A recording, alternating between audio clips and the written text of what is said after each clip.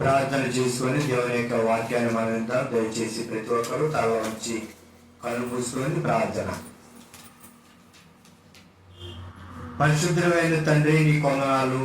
వాక్యంలో నుంచి నీ ఆత్మ సహాయంతో మీరు మాతో మాట్లాడండి, నేర్పించమని కృప చూపించండి, కాపాడమని. నీ వాక్యంలో నుంచి మీరు అనేక విషయాలు మాకు నేర్పించమని, సహాయం చేయమని యేసుక్రీస్తు నామములో అడుగుచున్నాను తండ్రి, ఆమేన్. దేవుని యొక్క వాక్యాన్ని మనం విందాం. ఈ యొక్క మధ్యాహ్న కాల సమయంలో రాజుల మొదటి గ్రంథం 20వ అధ్యాయము 19వ వచనం. రాజుల మొదటి గ్రంథం 20వ అధ్యాయము 19వ వచనం. యెహోవా సెలవిచ్చినదేమనగా, దీన్ని స్వాధీనపరచుకొనవలెనని నీవు నాబోతును చంపితివి కదా. యెహోవా సెలవిచ్చినదేమనగా, ఏ స్థలమందు కుక్కలు నాబోతు రక్తమును నాకినో ఆ స్థలమందే కుక్కలు నీ రక్తమును నిజముగా నాకునని అతనితో చెప్పు. దేవుని వాక్యం.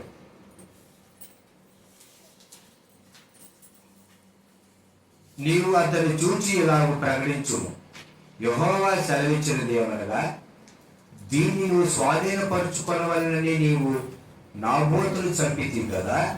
యెహోవా సెలవిచ్చినది ఏమనగా, ఏ స్థలమందు కుక్కలు నాబోతు రక్తమును నాకును ఆ స్థలమందే కుక్కలు నీ రక్తమును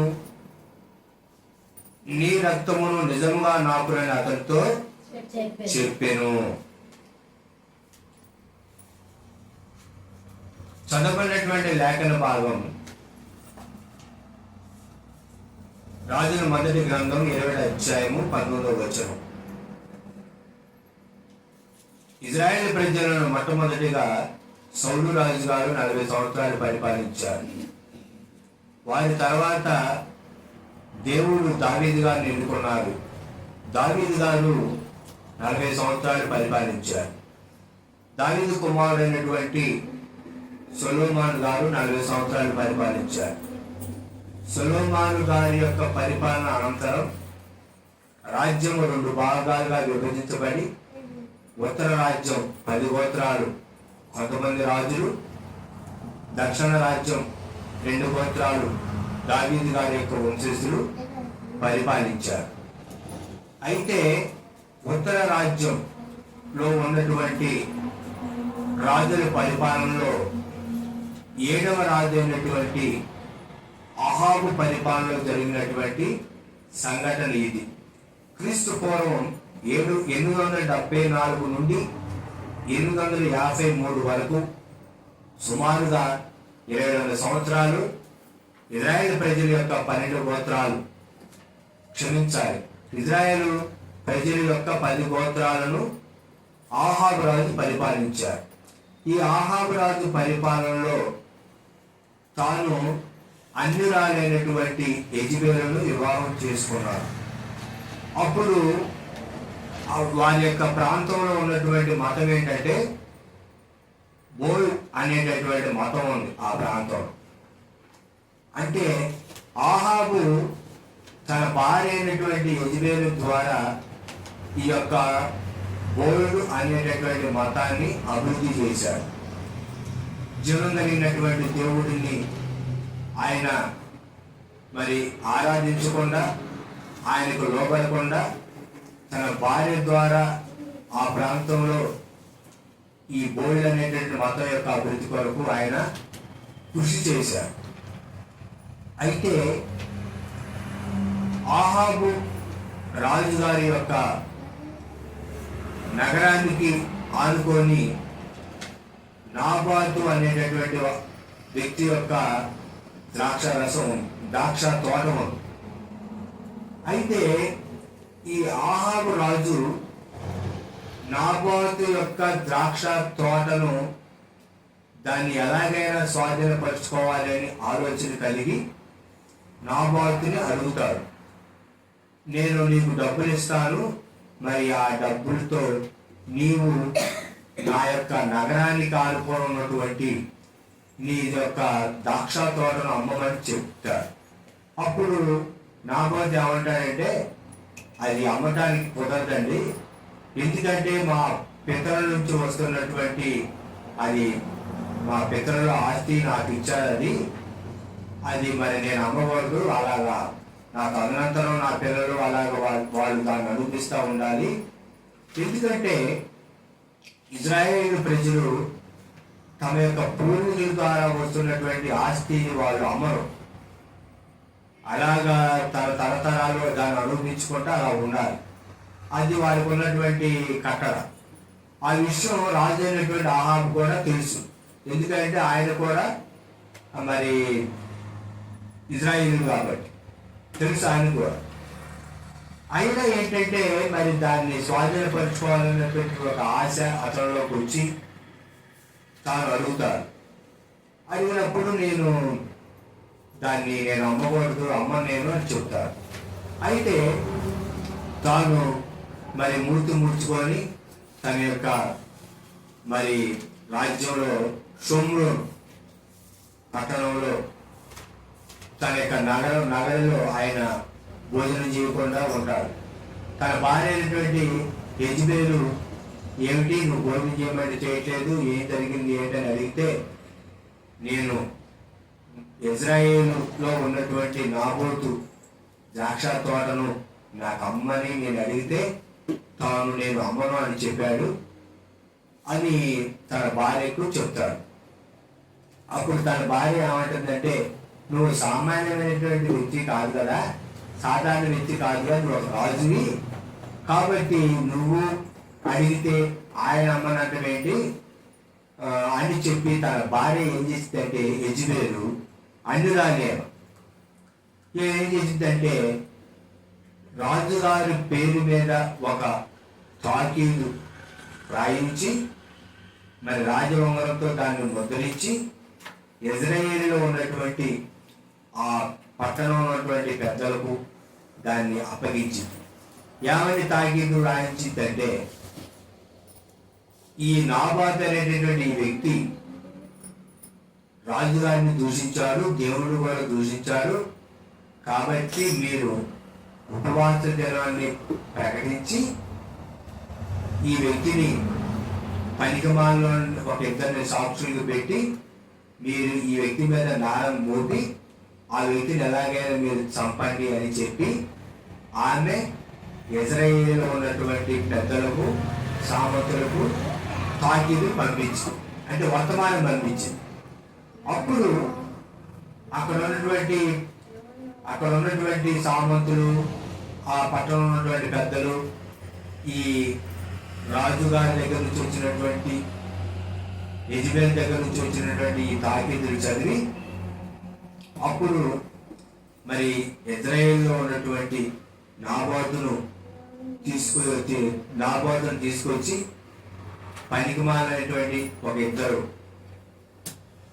ఇద్దరిని అబద్ధ సాక్షులుగా నియమించి ఈ నాబాతు అనేటటువంటి వ్యక్తి రాజుగారిని తర్వాత దేవుణ్ణి దూషించారు అని చెప్పించి అబద్ధ సాక్ష్యం పలికించి అక్కడ ఈ నాబాతు అనేటువంటి వ్యక్తి మీద నేరం మోపి అబద్ధ సాక్ష్యం మోపి అతన్ని ఏం చేస్తారంటే రాళ్లతో కొట్టి చంపించేస్తారు. చంపించేస్తారు. ఎందుకంటే ఈ వ్యక్తి దేవుడిని దూషించాడు, రాజును కూడా దూషించాడు, కనుక మనం ఇతన్ని చంపాలి అని చెప్పి ఆ వ్యక్తిని ఒక నిరపరాధిని తీసుకొచ్చి రాళ్లతో కొట్టి అతన్ని రాళ్లతో కొడతారు. అప్పుడు రాళ్ల దెబ్బల చేత అతను ఏమవుతారంటే చనిపోతారు. అప్పుడు ఈ ఇజ్రాయేలు పట్టణంలో నాబాతు యొక్క నిరపరాధి రక్తం అది ఏమైందంటే, అది నిరపరాధి రక్తం కారుతున్నప్పుడు ఆ రక్తాన్ని కుక్కలు వచ్చి నాగుది. ఇక అప్పుడు ఈ యొక్క ఆహాబు రాజుగారు వెళ్ళి, ఇక ఎవరు అడ్డు లేరు కదా, అడ్డు ఎవరున్నారంటే ఎవరు లేరు, అందరూ తన పక్షాన ఉన్నారు. అప్పుడు వెళ్ళి తన నగరానికి ఆనుకొని ఉన్నటువంటి ఈ యొక్క ద్రాక్ష తోటని స్వాధీనపరచుకోవాలి అనుకుంటారు. ఎవరు అడ్డు చెబుతారంట? సామంతులు, ఆ పట్టణ వాళ్ళందరూ రాజపక్షాన ఉంటారు. ఆ సమయంలో ఆకాశం ముందు ఉన్నటువంటి దేవుడు జరుగుతున్నటువంటి ఇదంతా కూడా చూస్తున్నాం. మనం ఆరాధించే దేవుడు ఎవరంటే చూస్తున్న దేవుడు. రెండవదిగా మనం ఆరాధించే దేవుడు న్యాయమైన తీర్పు తీర్చే దేవుడు. ఈరోజు మన యొక్క వర్తమానం ఏంటంటే దేవుని న్యాయ తీర్పు. చరిత్రలో ఏంటంటే దేవుని యొక్క న్యాయమైన తీర్పు. మనం ఆరాధించే దేవుడు ఎవరో తెలుసా? తీర్పు తీర్చేవాడు. దేవుడు న్యాయమైనటువంటి తీర్పు తీరుస్తాడు. దేవుడు చూస్తున్నాడు. నాబాతుని తీసుకొచ్చారు, పనికిమాలలో ఉన్న ఇద్దరు మనుషుల యొక్క అబద్ధ సాక్ష్యం చెప్పించారు.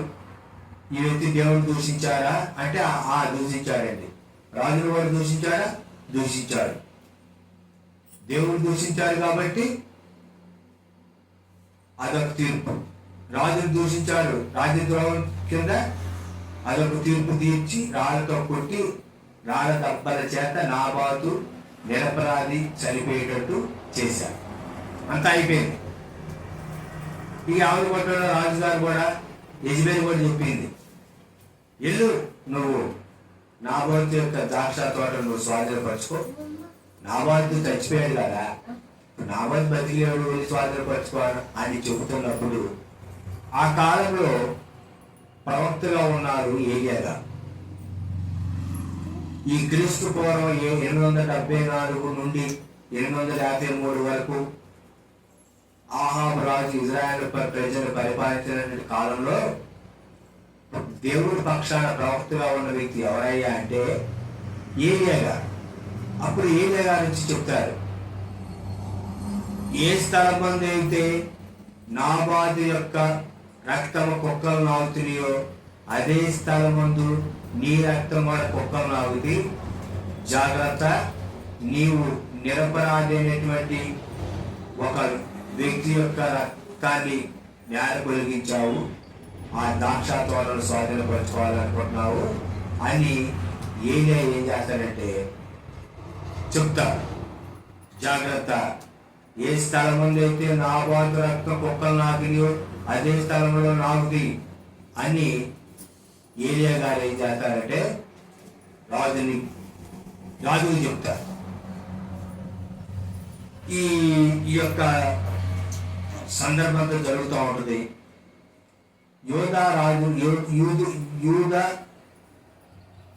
యూదా గోత్రాన్ని, బెన్యామీన్ గోత్రాన్ని, 2 గోత్రాన్ని పరిపాలించేటటువంటి రాజు అయినటువంటి యెహోషువపాతు తన యొక్క కుమారుడికి ఈ యొక్క ఆహాబు గారి యొక్క కూతురునిచ్చి వివాహం చేస్తారు. వివాహం చేసినప్పుడు వివాహం జరిగిపోద్ది. అప్పుడు ఈ యొక్క షోమ్రోనులో ఉన్నటువంటి రామోత్ గిలాదు అనేటటువంటి ఒక ప్రాంతం అంట.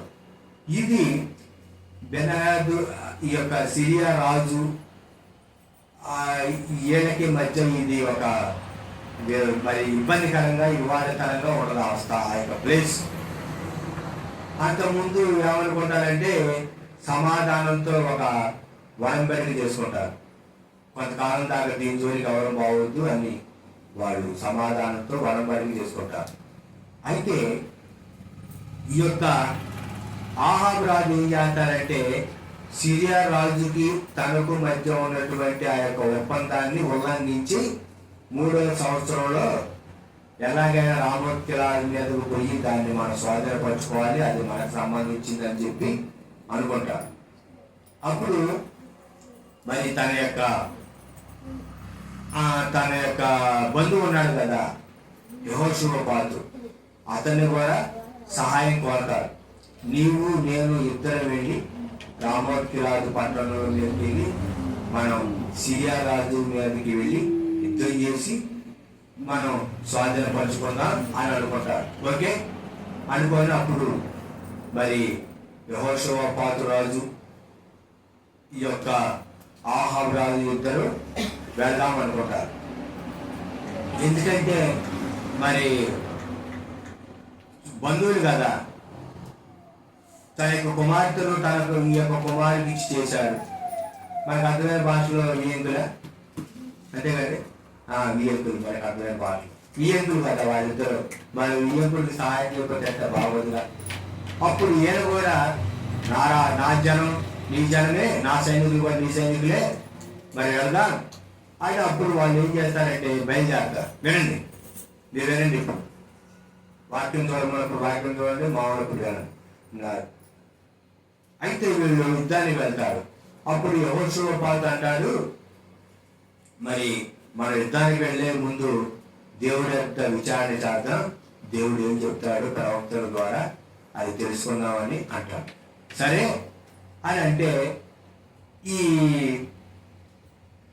ఇజ్రాయెల్ దేశం ఇజ్రాయెల్ రాజ్యంలో ప్రవక్తలు ఉన్నారు కదా, ఈ ప్రవక్తలందరూ ఏం చేస్తారంటే రాజుకు అనుకూలంగా చెబుతారు.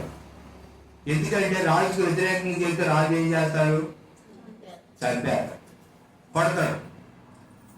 అయితే ఇక్కడ సిద్కియా అని ఒక ప్రవక్త వచ్చి ఆ ఎనప కొమ్ములు తీసుకొని రాజు దగ్గరకు వచ్చి రాజుతో చెబుతాడు, రాజుగారు రామోత్ గిలాదు మీదకి యుద్ధానికి వెళ్ళని, మీరు సిరియా రాజుని ఈ ఎనప కొమ్ములు నేను ఎట్లా తీసుకొస్తానో అట్లాగా మీరు ఆయన పొడిచి మరి మీరు జయిస్తారని చెప్తారు. మిగతా వాళ్ళు కూడా రాజుగారు వెళ్ళండి, ఏం కాదు, మీకు దేవుడు జయాన్ని ఇస్తారని చెప్తారు. అప్పుడు అంతటితో యెహోషాపాతు రాజు సంతృప్తి పడ్డారు. అప్పుడు ఇంకెవరు ఉన్నారా ప్రవక్తలు అంటే అప్పుడు మీకాయా ప్రవక్త ఉంటారు. ఈ మీకాయా ప్రవక్త మరి ఇంకెవరు ఉన్నారా అంటే రాజుగారు అంటారు మీకాయా ఉన్నారు. మీకాయా అప్పుడు అహాబు రాజంటాడు, వద్దు మీకాయా పిలిపించొద్దు, ఎప్పుడు కూడా మీకాయా ప్రవక్త ఏం చేస్తారంటే ఎప్పుడు కీడే చెబుతురు, మేము చెప్పడం, ఇలాంటి వాళ్ళు పిలిపించొద్దు అంటే అప్పుడు యెహోషాపాతు రాజు అంటారు, ఏం కాదు ఒకసారి పిలిపిద్దాం, ఏం చెప్తాడో మనం విందామంటే అప్పుడు మీకాయా ప్రవక్త వస్తారు. వచ్చిన తర్వాత ఇక్కడ ఉన్న ప్రవక్తలు ఉన్నారు కదా, వాళ్ళందరూ అంటారు, ఏం కాదు యుద్ధానికి వెళ్ళను, యుద్ధానికి వెళ్ళండి రాజుగారు, మీరు జయిస్తారని చెప్పు, మేమందరం అదే చెప్పు, నువ్వు కూడా అదే చెప్పు, అంతేగాని నువ్వేదో నీకు తోచింది ఇష్టపడినట్టు చెప్పొద్దు అంటే ఈ మీకాయా ప్రవక్త అంటారు, దేవుడు ఏం చెప్తే నేను అదే చెప్తాను, అంతేగాని దేవుడు చెప్పకుండా నా సొంతగా ఏది కూడా నేను చెప్పను అని అంటాడు. చూడండి 22వ అధ్యాయము 14వ వచనం చదవండి. 22:14. మీకాయా యెహోవా నాకు సెలవిచ్చినదేదో ఆయన జీవము తోడు నేను దానినే పలుకుతునను. అతడు రాజునొద్దకు వచ్చినప్పుడు రాజు మీకాయా నీవేమందువు, యుద్ధము చేయుటకు మేము రామోత్గిలాదు మీదికి పోకుందుమా అని అడుగగా అతడు యెహోవా దానిని రాజువైన నీ చేతికి నన్ను అప్పగించును గనుక నీవు దాని మీదికి పోయి జయముందుదు అని రాజుతో అనెను. తర్వాత మరొకరు చదవండి 28వ వచనం. మరొకరు చదవండి. అప్పుడు మీకాయా ఇలాగు చెప్పెను, రాజువైన నీవు ఏ మాత్రమైనను క్షేమముగా తిరిగి వచ్చిన యెడల యెహోవా నా చేత పలకలేదు. అమ్మా అప్పుడు మీకాయా ఎలాగ చెప్పాను, సకల జనులారా నా మాట ఆలకించుడని. రాజువైన నీవు ఏ మాత్రమైనను క్షేమముగా తిరిగి వచ్చిన యెడల యెహోవా నా చేత పలకలేదు. అది మధ్యలో ఇక్కడ మర్చిపోయారు, సకల జనులారా నా మాట ఆలకించుడని చెప్పాను అనేది మర్చిపోయారు. అర్థమైందంటారా? వినండి వినండి వినండి. అయితే ఈ మీకాయా ప్రవక్త వచ్చాడు. వచ్చిన తర్వాత మీకాయా ప్రవక్త చెప్తా ఉంటాడు. అక్కడ ఈ సిద్కియా ప్రవక్త అబద్ధ ప్రవక్త బేకాయని కొడతాడు, చమ్మె పెట్టుకొట్టి, అయ్యి మేమందరం రాజుగారి యుద్ధానికి వెళ్ళి జయించి వస్తారని చెబుతుంటే నువ్వేందా అని చెబుతూ, మేమందరం చెప్పింది నువ్వు చెప్పకుండా అంటాం. అప్పుడు బేకాయ అంటారు, యెహోవా సెలవిచ్చిందే నేను చెప్తాను కానీ నా సొంత మాట చెప్పను అని చెప్తాడనమాట. అప్పుడు బేకాయ ప్రవక్త ఏమంటాడంటే, రాజా నువ్వు యుద్ధానికి వెళ్తున్నావు కదా, నువ్వు తిరిగి వస్తే దేవుడు సెలవీయలేదు అనుకుంటాను. నువ్వు రావు, యుద్ధానికి వెళ్తున్నావు కదా, నువ్వు యుద్ధ భూమిలోకి నువ్వు వెళ్తావు, రామాత్కి రాజు మీద అక్కడ యుద్ధం చేస్తావు సిరియా రాజుతో, కానీ మళ్ళీ తిరిగి నువ్వు రావు, ఎందుకంటే యెహోవా సెలవిచ్చాడు నువ్వు రావు. ఏ స్థలం అని అయితే కుక్కలు నాబోతు రక్తం నాకు తాగో, అదే స్థలం ముందు ఆహాబు యొక్క రక్తాన్ని కూడా కుక్కలు నాగుతాయి అని అంతకుముందు ఏలియా ప్రవక్త ద్వారా దేవుడు చెప్పాడు. కనుక నేను కూడా చెబుతున్నా, నువ్వు యుద్ధానికి వెళ్తావు కానీ తిరిగి రావు అని చెప్పాడు. ఆయన ఎట్లా చెబుతుంటే అని రాజుగారు అదే మీకు ఇజ్రాయెల్ రాజు అయినటువంటి ఆహాబు, యూదా రాజు అయినటువంటి యెహోషాపాతు ఇద్దరు బయలుదేరారు రామత్కి అక్కడికి వెళ్ళి సిరియా రాజుతో యుద్ధం చేయడానికి వెళ్ళారు. వెళ్ళినప్పుడు ఈ ఆహాబు రాజుకి ఏమైనా వచ్చిందంటే ఆలోచన, నేను రాజవస్త్రాలు ధరించి అంతా వేసుకొని అట్లా యుద్ధానికి పోగొట్టే ఎవరైనా చూస్తే వాళ్ళు ఏం చేస్తారంటే చంపేస్తారు, ఇట్లా కాదు అని చెప్పి ఆయన ఏం చేస్తాడు, సామాన్యుడుగా ఎవరు గుర్తుపట్టకూడదని చెప్పి వెళ్తారు యుద్ధానికి. యుద్ధం బాగా జరుగుతూ ఉంటుంది. సిరియా సైన్యం వచ్చింది. సిరియా సైన్యం వచ్చి యుద్ధం చేస్తుంటే యెహోషాపాతుతో యుద్ధం చేస్తుంటే యెహోషాపాతుని అది ఏం కాదు ఇజ్రాయెల్ రాజు అనుకుంటారు. అప్పుడు యెహోషాపాతు గుర్తుపడతారు, ఈయన యెహోషాపాతు యూదా రాజు, ఇజ్రాయెల్ రాజు ఏం కాదు అని అనుకుంటారు. యుద్ధం హోరాహోరీ జరుగుతూ ఉంటుంది. అయితే చూడండి, దేవుని మాట 100% జరుగుతాయి. అదేంటా యెహోవా సెలవిచ్చిన మాట 100% జరిగింది. ధర్మశాస్త్రంలో సున్నాయను పల్లెను తప్పిపోదు. అదేంటా యెహోవా సెలవిచ్చిన మాట ఖచ్చితంగా జరిగింది. అయితే ఏం జరిగిందంటే యుద్ధం బాగా జరుగుతుంది. సిరియా సైన్యానికి ఇటు యూదా సైన్యానికి ఇటు సిరియా సైన్యం, ఇటు యూదా సైన్యం, ఇటు మరి ఇజ్రాయేల్ సైన్యం యూదా సైన్యం కలిసి సిరియా సైన్యం మీద యుద్ధం చేస్తున్నాయి. యుద్ధం హోరాహోరీ జరుగుతుంది. అప్పుడు ఏం జరిగిందంటే ఒకడు విల్లు తీశాడు. విల్లు తీసి ఏం చేశాడంటే, ఎవరైనా విల్లు తీసినప్పుడు ఏం చేస్తారు చెప్పండి? విల్లు అంటే తెలుసుగా, బాణం తీసి ఎవరైనా ఏం చేస్తాడు, గురి తీసి కొడతారు, అంతే కదా. కాబట్టి గురి చూడకుండా ఎవరైనా బాణం విల్లు తీసి కొడతారా? అయితే ఒకరు ఏం చేశాడంటే బాణాన్ని తీసి విల్లు తీసి గురి చూడకుండా దాన్ని వదిలాడు. గురి చూడకుండా వదిలేసరికి ఈ బాణం వచ్చి ఏంటంటే రాజుగారి యొక్క కవచపు కీళ్ళలో గుచ్చుకోండి. బాణం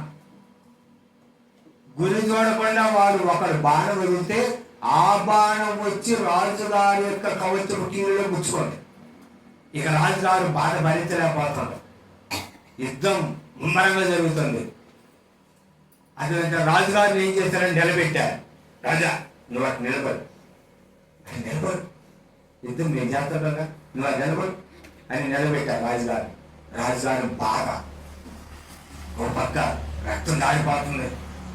అదేంటారా రక్తం గారిపోయి రథం ఉంటుంది కదా, ఆ రథం అంతా మొడుగుతుంది. రథం అంతా కట్టేసింది అక్కడ. ఇక రాజుగారిని సాయంకాలం దాకా అక్కడ నిలబెట్టారు. నువ్వు అట్టుండు రాజా, నేను యుద్ధం చేస్తున్నాను నిలబడట రాజుగారి కానీ. ఇక యుద్ధం ముగించబడింది. సాయంకాలంలో ఇక ప్రకటన వచ్చింది, ఎవరి వాళ్ళు వారి ఇళ్ళకి వెళ్ళిపోండి అని సమాచారం వచ్చరికి చిన్నంగా ఎవరి కాళ్ళు చదువుకోవడం. ఉదయం నుంచి సాయంత్రం దాకా యుద్ధం జరిగింది. సాయంకాల సమయంలో ఎవరి కాళ్ళు వెళ్ళిపోయారు.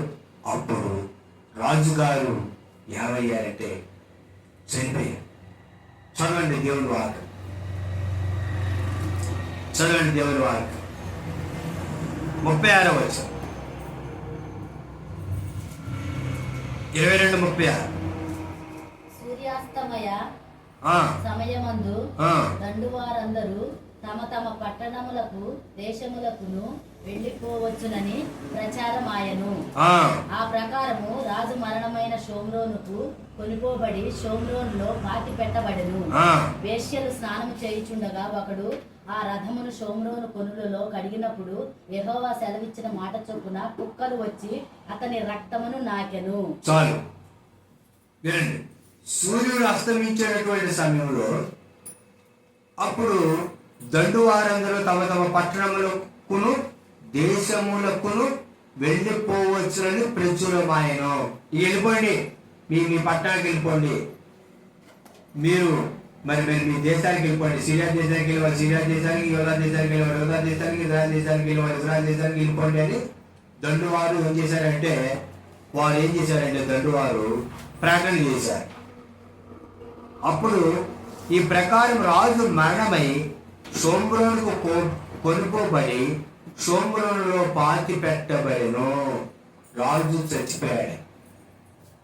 రాజు ఒంట్లో ఉన్నటువంటి రక్తం అంతా కారిపోయి ఆ యొక్క రథంలో ఏమైందంటే మరుగట్టు. అదేంటరా, మంచి శరీరంలో 6 లీటర్లున్నర ఉంటుంది, 6.5. మరి 6.5 6.5 6 లీటర్ల 6.5 6 లీటర్ల రక్తం అంటే మరి రథంలో ఎక్కడ ఉంటుందండి? మొత్తం మరుగు కట్టింది. రాజుగారు చచ్చిపోయాడు, ఒంట్లో రక్తం అంతా పోయిందిగా. సాయంత్రం దాకా ఏం చేశారు గట్ట నిలబెట్టారు. రాజుగారు ఏమన్నారంటే నాకు ఈ బాణం గుచ్చుకుంది, తిప్పు, పక్కకు తిప్పు, రథాన్ని పక్కకు తిప్పంటే పక్కకు తిప్పి దాన్ని తీసుకొచ్చారు. అయినా కూడా సాయంత్రం దాకా యుద్ధం ముమ్మరంగా జరుగుతుంది కాబట్టి అలా నిలబెట్టారు. చూడండి ఆ విషయాన్ని దేవుని యొక్క వాక్యంలో చదవండి. దేవుని వాక్యం 34వ వచనం. పిమ్మట ఒకడు చదవండి. పిమ్మట ఒకడు తన విల్లు తీసి చూడకయే విడువగా అది ఇశ్రాయేలు రాజుకు కవచపు కీలు మధ్యను తగిలెను. కనుక అతడు నాకు గాయమైనది, రథము త్రిప్పి సైన్యంలో నుండి నన్ను అవతలకు తీసుకుని పొమ్మని తన సారథితో చెప్పెను. నాడు యుద్ధము బలముగా జరుగుతున్నప్పుడు రాజును సిరియనుల ఎదుట అతని రథముల మీద నిలవబెట్టిరి. అస్తమయమందు అతడు మరణమాయను. తగిలిన గాయములలో నుండి అతని రక్తము కారి రథములో మడుగు పెట్టెను. పిమ్మట ఒకడు ఏం చేశాడంటే విల్లు తీసి గురు చూడకయే విడువగా అది ఇజ్రాయెల్ రాజు కవచపు కీల మధ్య తగిలింది. కనుక రాజుగారు ఏమన్నారంటే నా గాయమైంది అని చెప్పి రథాన్ని తిప్పమని సైన్యంలో నుండి నన్ను అవతలికి తీసుకొని పొమ్మని తన సారథితో చెప్పాడు. నా యుద్ధం బలంగా జరుగుతున్నప్పుడు రాజును సిరియనుల ఎదుట అతని రథం మీద నిలబెట్టిరి. యుద్ధం బాగా జరుగుతుంది కాబట్టి రాజుగారు ఏమన్నారంటే నాకు మరి బాణం గుచ్చుకున్నాయా, గాయమైంది, రథాన్ని పక్కకు తిప్పు అని తన సారథి చెప్తే ఆ సారథి పక్కకు తిప్పాడు. తిప్పి యుద్ధం బలంగా జరుగుతుంది కాబట్టి మీరు ఇక అట్ట నిలబడి ఉండండి అని నిలబెట్టారు. ఇక రక్తం కారుతా ఉంది, రథం అంతా మడుగు కట్టింది.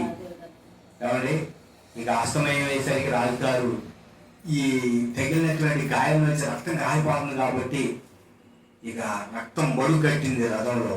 రాజు చచ్చిపోయాడు. రాజును తీసుకొని వెళ్ళి షోమ్రోనులో పాతి పెట్టారు.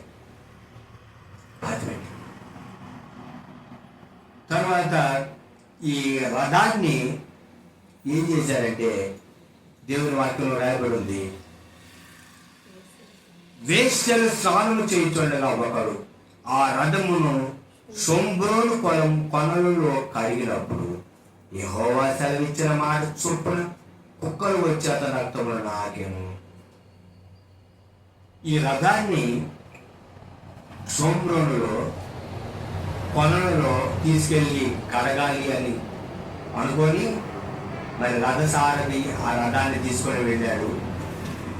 వెళ్ళినప్పుడు అక్కడ కొనలలో ఎవరైతే స్నానం చేస్తా ఉంది, వేశ్యను స్నానం చేస్తా ఉన్నప్పుడు ఈ రథాన్ని తీసుకొచ్చి ఆ కొలలో పెట్టి ఆ రథాన్ని అంతా ఆ రథంలో మడిగేది కదా మొత్తం రక్తం, దానంతా శుభ్రంగా కడుగుతున్నాడు. అప్పుడు ఈ కొనలలో ఉన్నటువంటి నీళ్ళలో రక్తం కలిసేసరికి కుక్కలు రక్తం వాసన పసిగట్టి కుక్కలు వచ్చి ఈ రక్తాన్ని ఈ నీళ్ళలో ఏం చేస్తానే నాగుతుంది. నాగడం అంటే గతుకుతున్నాయి. దేవుడు చెప్పిన మాట నెరవేరు.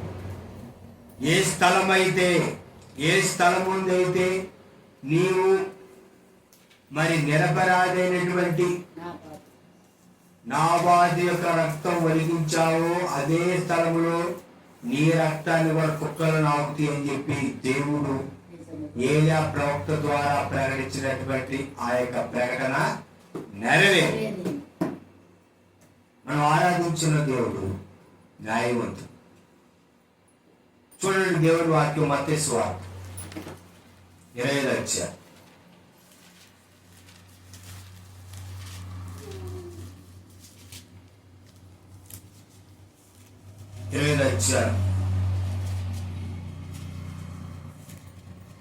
మత్తయి సువార్త క్షమించాలి. మత్తయి సువార్త 27వ అధ్యాయం చదవండి. 24వ వచనం.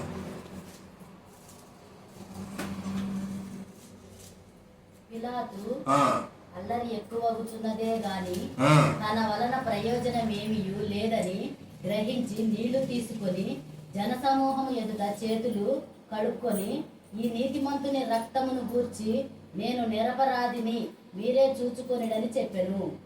అందుకు ప్రజలందరూ వాని రక్తము మా మీదను మా పిల్లల మీదను ఉండగా కనిరి. అప్పుడు అతడు అప్పుడు అతడు వారు కోరినట్లు బరబ్బను వారికి విడుదల చేసి యేసును కొరడాలతో కొట్టించి శిలువైన అప్పగించెను. వినండి, ప్రభువైనటువంటి యేసుక్రీస్తు వారి మీద కూడా ప్రధాన యాజకులు, శాస్త్రులు, పరిసయ్యులు అబద్ధ సాక్ష్యం మోపారు. ఇతను దేవాలయాన్ని పడగొట్టి 3 రోజులు కడతానని, మరి రాజద్రోహం కైసరుకు పనియకూడదని చెప్పాడని లేనిపోని అన్ని యేసుక్రీస్తు మీద మరి వాళ్ళు నేరాలు మోపారు. దానిలో ఏది కూడా నిలబట్ల. అదేనంటారా, పిలాతు అంటాడు, రోమా గవర్నర్ అయినటువంటి పిలాతు అంటాడు, అయ్యా నేను నిన్ను విడిపిస్తానంటాడు. అలాగే మరి ఇతని మీద ఎందుకు మీరు ఇలాగూ నేరాలు మోపుతున్నారు, మరి ఈయన మీద మీరు నేరాలు మోపుతున్నారు కానీ ఈ దీంట్లో కూడా ఏది నిలబడదు, ఎందుకు మీరు ఇలాగ చేస్తున్నారు? చదవండి 23వ వచనం. 23వ వచనం.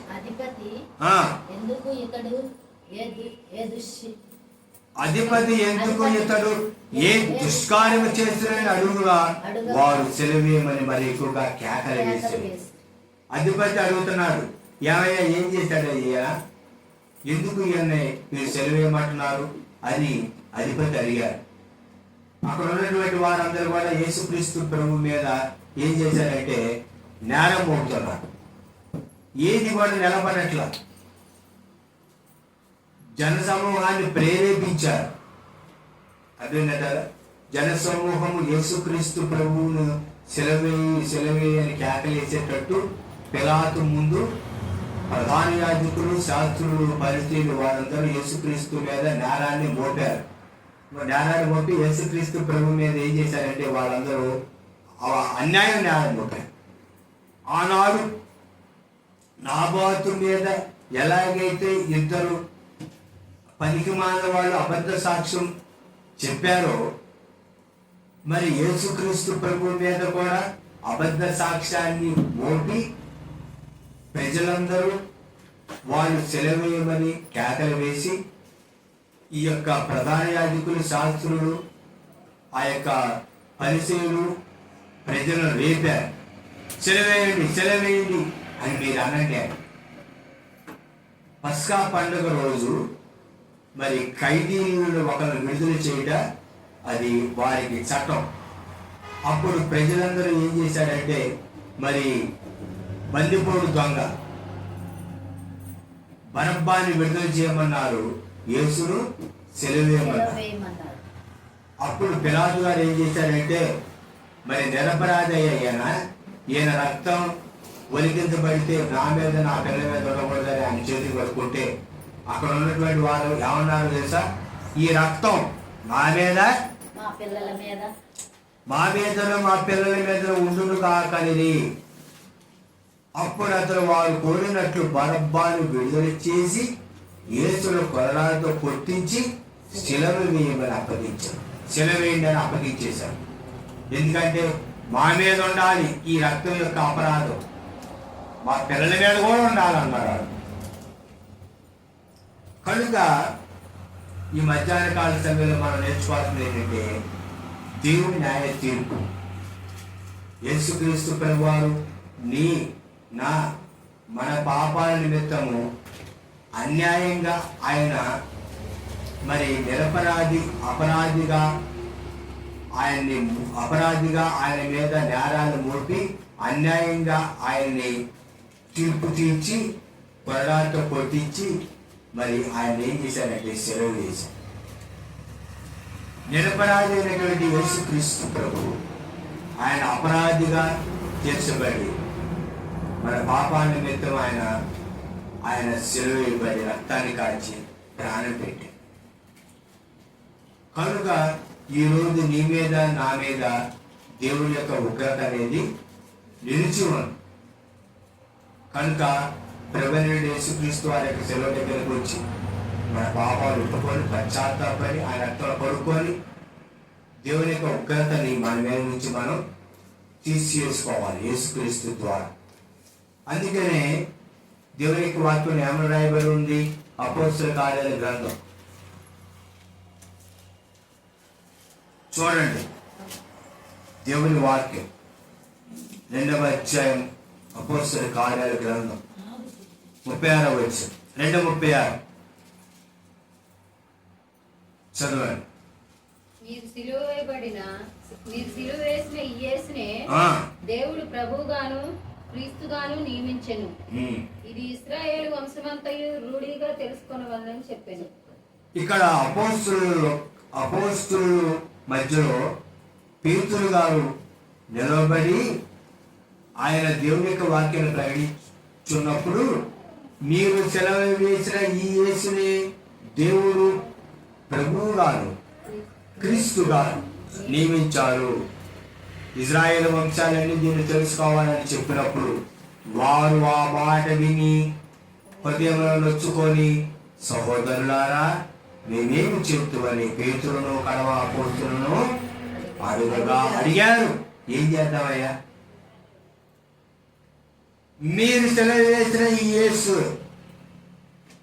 మీరేశారు సిలువ, రోమా ప్రభుత్వం వారు కాదు. మీ అపరాధాల నిమిత్తం మీ పాపాల నిమిత్తం యేసుక్రీస్తు సెలవేయబడ్డారు. కాబట్టి మీరందరూ దీన్ని తెలుసుకోవాలి. కనుక మీరు సెలవేసినటువంటి యేసునే దేవుడు బ్రతికించి ఆయనను క్రీస్తుగాను ఆయనను ప్రభువుగాను నిలబెట్టారు. మీరు పశ్చాత్తాపడండి, మీ పాపాలు ఒప్పుకోండి అని చెప్పారు. వాళ్ళు హృదయంలో పొరవబడి ఏం చేద్దామయ్యా, ఏం చేయాలయ్యా అని మేము అడిగారు. వాళ్ళు పశ్చాత్తాపడ్డారు, యేసును సొంత రక్షణ అంగీకరించారు. 3,000 మంది, ఇంచుమించు 3,000 మంది సంఘంలో చేర్చబడ్డారు. కనుక మనం ఆరాధించున్నటువంటి దేవుడు ఎవరంటే న్యాయమైన దేవుని న్యాయ తీర్పు చరిత్రలో చాలా మంది అనుకుంటారు దేవుడు చూడట్లేదు అనుకుంటారు. చూస్తున్న దేవుడు కార్యం చేస్తాడు, తప్పక న్యాయం చేస్తాడు. అర్థమైందంటారా? అన్యాయస్తుడైనటువంటి న్యాయాధిపతి విధవరాల విషయంలో న్యాయం తీర్చినప్పుడు మనం ఆరాధించినటువంటి దేవుడు న్యాయవంతుడు, న్యాయాధిపతి. ఆయన ఎలాగ న్యాయం తీస్తాడు? త్వరగా దేవారాత్రులు తన గురించి మొరపెడుతున్నటువంటి వారికి ఆయన త్వరగా న్యాయం తీరుస్తాడని వాక్యంలో రాయబడినట్టు ఖచ్చితంగా ప్రభు న్యాయం చేస్తాడండి. ఆయన చూస్తున్న దేవుడు. నిరపరాధి అయినటువంటి నాబోతును చంపినప్పుడు దేవుడు చూసి న్యాయం చేసినటువంటి దేవుడు.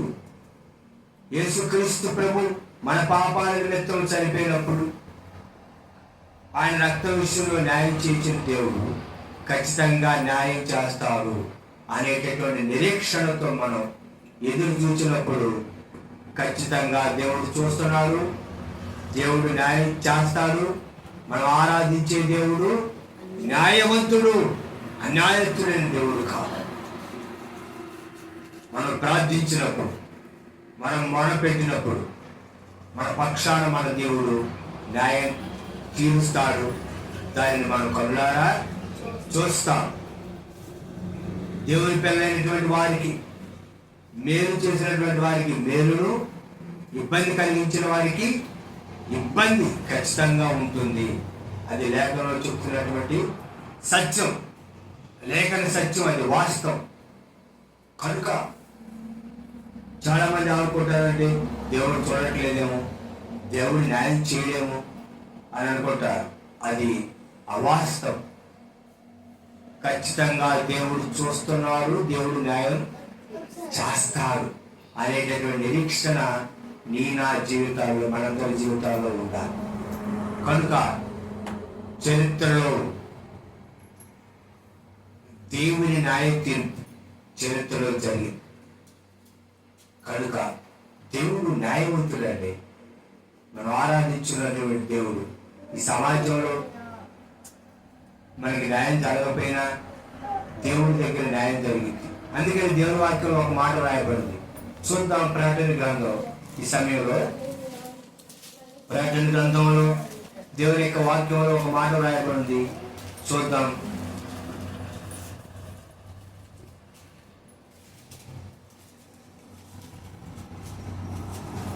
చూడండి దేవుడి వాక్యం.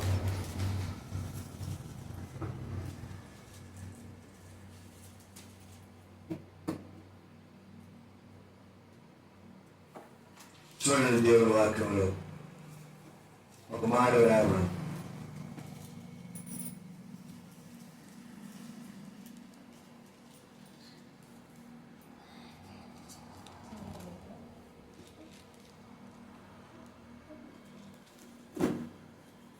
దేవుని వాక్యం ప్రకటన గ్రంథం చూడండి.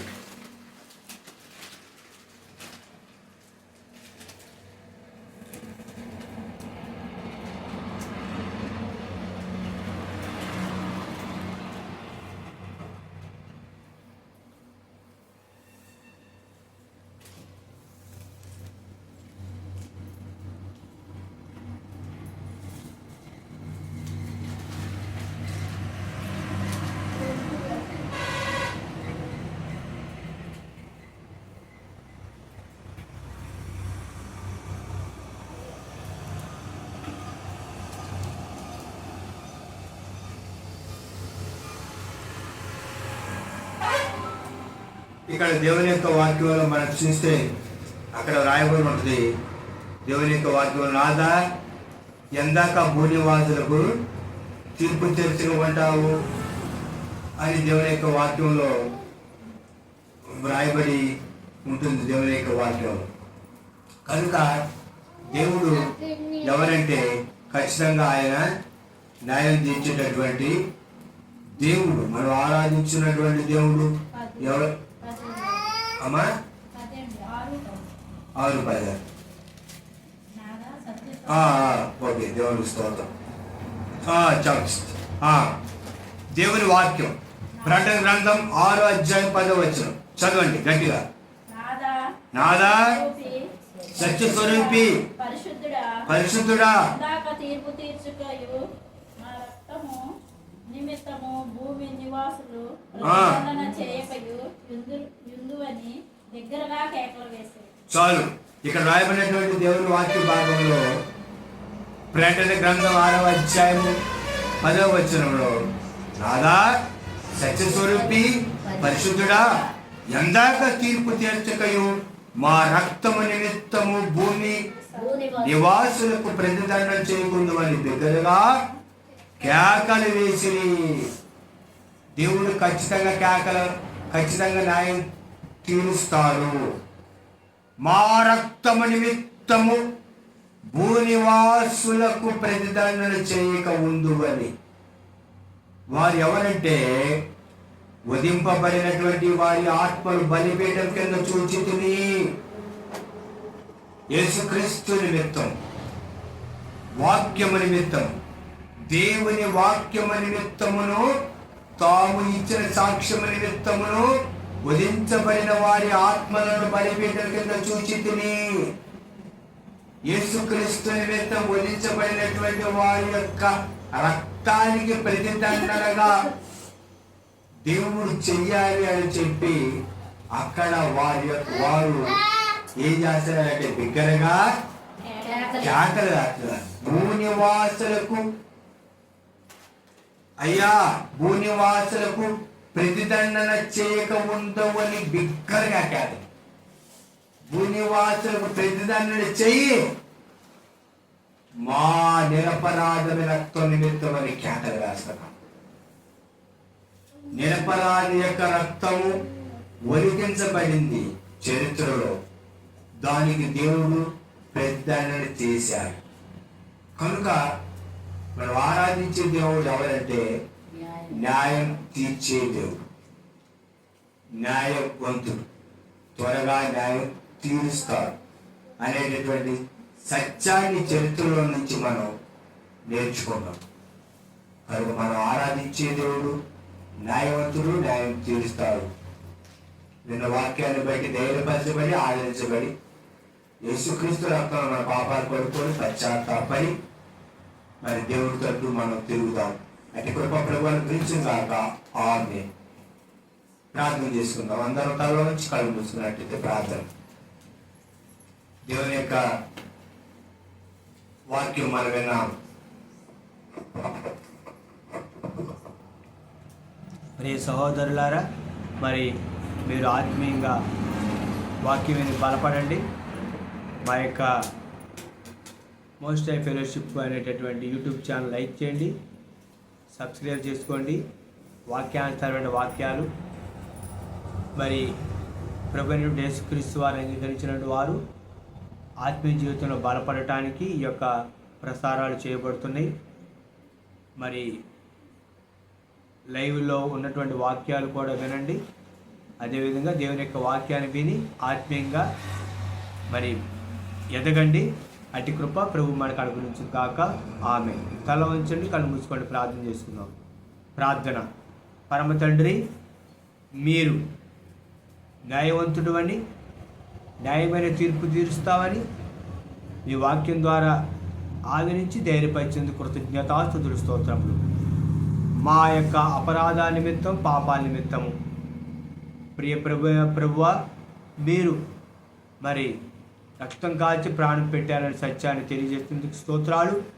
మా పాపాలు ఒప్పుకొని పశ్చాత్తాపడి రక్తం కడుక్కొని పరిశుద్ధపరచబడి మీ కొరకు జీవించినట్టు కృప అనుగ్రహించి ఆత్మీయంగా మమ్మల్ని బలపరిచి సహాయం చేసి మెండైన కృపతో నింపి నడిపించమని యేసుక్రీస్తు నామములో అడుగుచున్నాను, నీతిమంతుడైన తండ్రి, ఆమేన్. మన తండ్రి దేవుని ప్రేమ, ప్రభు కృప, పరిశుద్ధాత్మను మనం బలపరిచి ఆయన సాక్షిగా జీవించుటకు ప్రభు కృప అనుగ్రహించుగాక. ఆమేన్. ప్రభువైన యేసుక్రీస్తు నామములో అందరికీ వందనాలు. ఆమేన్.